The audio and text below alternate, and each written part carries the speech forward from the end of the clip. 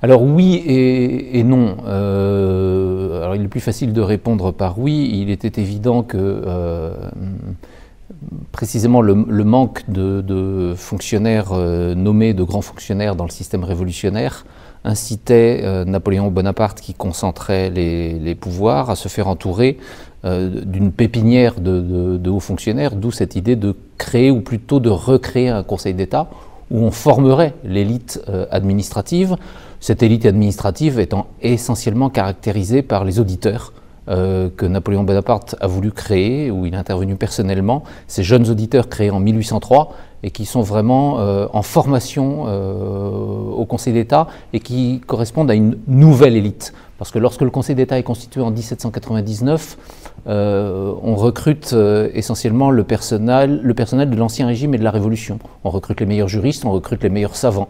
Donc il y avait une volonté d'unanimité, une volonté de réconcilier l'Ancien Régime et la Révolution dans le Conseil d'État. Donc de ce point de vue-là, il ne s'agissait pas essentiellement de créer une élite administrative.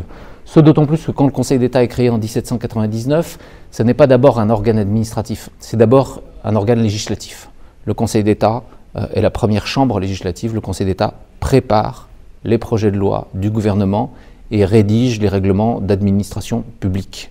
Et c'est essentiellement pour cette fonction que le Conseil d'État a été créé, sachant que c'est le premier consul qui propose les lois. Il avait donc besoin de cet organe spécialisé pour la rédaction des lois et les règlements d'administration publique.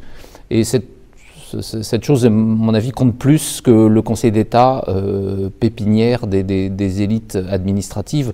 La preuve, c'est que dès la Restauration et la monarchie de Juillet, on va commencer à réfléchir à la création d'une école d'administration indépendamment du Conseil d'État.